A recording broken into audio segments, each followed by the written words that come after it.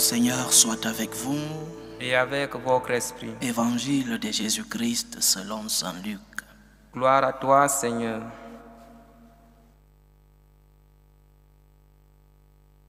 En ce temps-là, Jésus, marchant vers Jérusalem, traversait la région située entre la Samarie et la Galilée.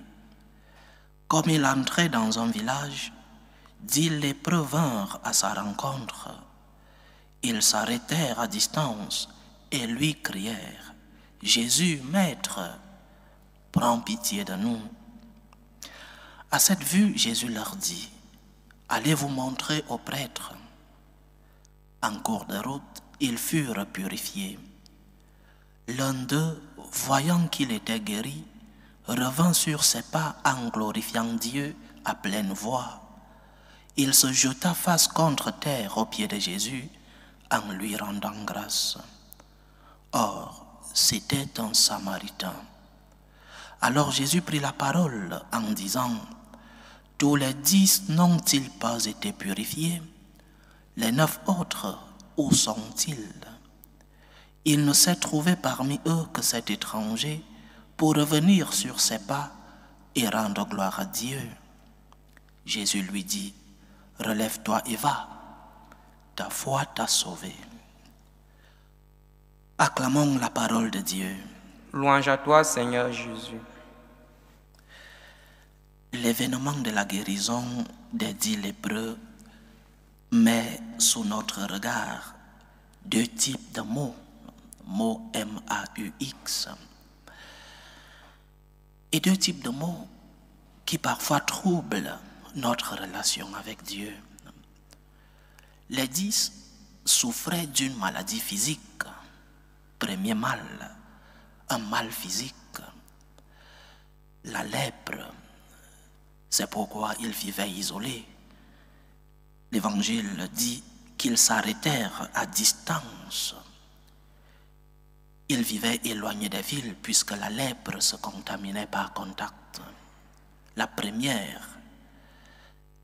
premier mal était donc un mal physique, un mal que tout le monde pouvait voir. Mais parmi les 10, 9 d'entre eux souffraient d'un autre mal qui n'était pas si évident et qui était peut-être plus grave. Les 9 qui ne reviennent pas dire merci à Jésus souffraient en plus de la lèpre, de l'ingratitude. 2 types de mots qui parfois influencent notre relation avec Dieu. Le mal physique, nos maladies, nos peines, nos douleurs, nos souffrances.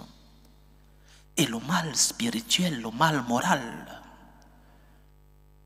Et parfois, le mal physique nous éloigner de Dieu. Le mal physique nous fait oublier les bienfaits de Dieu dans notre vie. Cette ingratitude de ces 9 lépreux provenait de l'orgueil. L'ingratitude a beaucoup d'autres sources, beaucoup d'autres raisons. Mais ces 10 lépreux avaient vécu autant de souffrances que parmi eux, 9 ne retournent pas dire merci. Ils avaient vécu avec un cœur amer. Et donc, dire merci n'avait pas de sens. L'orgueil était donc la racine de leur ingratitude. Et dans nos vies, nous vivons parfois cette amertume lorsque les problèmes de la vie, lorsque les souffrances, lorsque les douleurs nous terrorisent. Notre vie devient une vie amère. Notre vie devient éternellement plaintive. Nous devenons des personnes amères, des personnes qui s'éloignent des autres, des personnes qui s'éloignent de Dieu. Maintenant, comment soigner cet orgueil? Comment passer de l'orgueil à la gratitude? Que devons-nous faire si nous nous rendons compte que Nous pensons que nous avons droit à tout et nous exigeons que les autres nous donnent ce dont nous avons besoin. Parce que ces 9 lépreux pensaient peut-être qu'ils avaient droit à la guérison. J'ai été guéri parce que j'ai droit à la vie, j'ai droit à être heureux, j'ai droit à la guérison. Combien de fois nous le disons, peut-être pas par ces paroles, mais par nos actes. J'ai droit à la vie, j'ai droit au bonheur, j'ai droit à la guérison. Mais quel est ce droit? Et vu que tu as institué dans ta vie un raisonnement de tous tes droits, lorsque les merveilles de Dieu, lorsque tu commences à recevoir des merveilles de Dieu dans ta vie, comment vas-tu remercier? Comment ton cœur sera-t-il plein de gratitude? Si pour toi, tu as droit à la guérison, comment vas-tu remercier Dieu s'il te guérit d'une maladie? J'ai droit à la santé. Comment donc sortir de cet orgueil à la gratitude? 2 chemins à suivre pour nous guérir de l'orgueil qui nous amène à l'ingratitude. Et ces 2 chemins sont fruits de l'Ancien et du Nouveau Testament. Premier chemin, premier remède contre l'ingratitude dans l'Ancien Testament. Dans la première partie de la révélation de Dieu aux hommes, Ancien Testament, Yahvé se manifeste comme le Seigneur. Écoute Israël, tu adoreras le Seigneur, tu adoreras ton Dieu. Dieu se manifeste comme le Seigneur. Le premier chemin que tu dois suivre pour guérir l'orgueil qui parfois anime ton cœur, c'est de respecter Dieu. Dieu est ton Seigneur. Dieu est ton Maître. Dieu est le Tout-Puissant. Dieu est au-dessus de toi. Le respect de Dieu est le premier chemin pour la guérison. Tu n'es pas Dieu, tu es une créature. Et donc, il y a des choses que tu ne pourras pas comprendre dans les plans de Dieu dans ta vie. Tu dois accepter le mystère de ne pas toujours comprendre les plans de Dieu. Tu dois essayer de comprendre, bien sûr. Le Christ lui-même, sur la croix, pose la question du pourquoi. Mon Dieu, pourquoi m'as-tu abandonné? Tu dois essayer de comprendre le pourquoi des choses.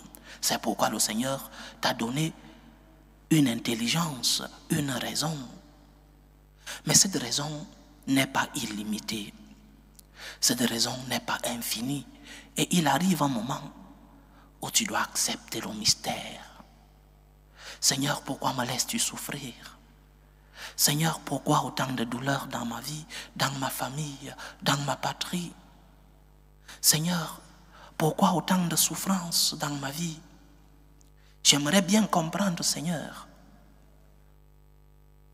Mais j'accepte le mystère. Il y a des moments où le Seigneur éclaire ton intelligence et te fait comprendre le pourquoi de tes souffrances. Mais il y a d'autres moments où tu dois accepter le mystère. Dieu est ton Seigneur. Il n'a pas de compte à te rendre. Dieu est ton Seigneur. Et il n'a pas pourquoi te dire pourquoi tu souffres. Il te dira parfois. Parfois, les causes de tes souffrances, tu les sauras. Mais parfois, tu devras accepter le mystère. Parce qu'accepter le mystère, c'est respecter Dieu qui est ton Seigneur. Premier chemin contre l'orgueil, tu n'es pas Dieu. Tu es une créature qui ne pourra pas comprendre dans sa totalité les plans du Seigneur. Saint Augustin disait, si tu le comprends dans sa totalité, il n'est pas Dieu, il est une créature. Tu pourras comprendre certains moments de ta vie, mais le mystère de Dieu est si grand, est si infini, que ta raison, que ton intelligence ne pourra pas comprendre totalement ce mystère de Dieu. Premier chemin, respecte le Seigneur. Il est ton Dieu. Il est plus grand que toi. Et ses plans dans ta vie parfois tu ne les comprendras pas. Le deuxième chemin qui guérit notre cœur, c'est le chemin de l'amour. Blaise Pascal disait que le cœur a ses raisons que la raison ignore. Lorsque tu t'approches de Dieu, lorsque tu es blessé par les problèmes de la vie, par les difficultés, tu t'approches de Dieu non pas pour le défier, mais parce qu'il est ton Seigneur. Et tu lui dis, Seigneur, j'ai besoin de toi. Souviens-toi de moi, Seigneur. Soutiens-moi, Seigneur. Aide-moi, Seigneur. Aide-moi à porter cette croix. C'est lorsque tu vas vers lui avec ce cœur plein d'humilité et d'amour, le miracle se produit. Le miracle se produit dans ton cœur. Le miracle de la gratitude. Parce que l'amour nous sauve. L'amour nous guérit. Et même si tu ne comprends pas pourquoi tu souffres, tu te sens aimé par Dieu. Et cela détruit ton orgueil. Et fait naître dans ton cœur la gratitude. Parfois tes problèmes physiques ne seront pas résolus. Tu ne seras peut-être pas guéri de cette maladie qui te tourmente.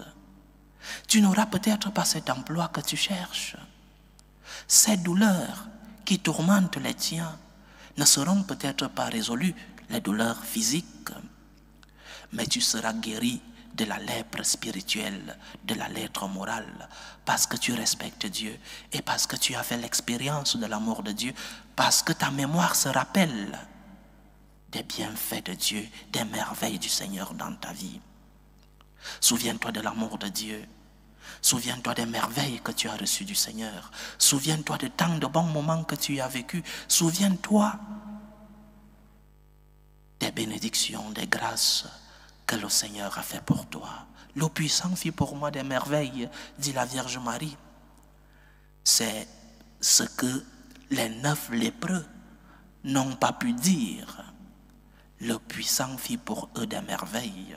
Et parce que le puissant fit pour moi des merveilles, aujourd'hui que je souffre, aujourd'hui avec mes douleurs, aujourd'hui avec les peines, les difficultés de la vie, je continue d'exalter son nom. C'est une œuvre, c'est une manière de dire merci au Seigneur. Exalter le nom de Dieu, même dans la tourmente, même dans la difficulté de la vie. Et combien de fois, si le Seigneur t'a guéri, rappelle-toi qu'il est ton Seigneur et que tu ne mérites pas cette guérison. Rappelle-toi que tu n'as pas le droit d'être guéri, mais que la miséricorde du Seigneur t'a amené à la guérison et t'a fait voir davantage les merveilles de Dieu. La gratitude est la médecine de ton âme. C'est parce que tu es reconnaissant, c'est parce que ton cœur est plein de gratitude que tu plairas à Dieu. Un cœur brisé et broyé, le Seigneur l'écoute. Un cœur brisé et broyé et un cœur reconnaissant, c'est toucher le cœur de Dieu. Rappelle-toi des merveilles du Seigneur dans ta vie. Rentre vers lui comme ce lépreux qui a reçu une double guérison. Une guérison physique comme les 9 autres et une guérison spirituelle. Le Seigneur lui dit, relève-toi et va. Ta foi t'a sauvé. Parce que tu es revenu, tu es guéri doublement. Les autres sont partis avec une guérison physique. Mais celui qui est revenu a reçu une guérison spirituelle. Reviens vers le Seigneur parce qu'il a fait des bienfaits dans ta vie. Reviens vers le Seigneur parce que le puissant fit pour toi des merveilles et tu recevras une guérison spirituelle, une guérison qui te remplit de l'amour de Dieu, une guérison qui te fera te rappeler des merveilles du Seigneur dans ta vie et tu pourras exalter comme ce lépreux qui, à pleine voix, est venu remercier le Seigneur pour sa guérison. Le puissant fit pour moi des merveilles, que mon âme l'exalte. Loué soit Jésus-Christ. À jamais.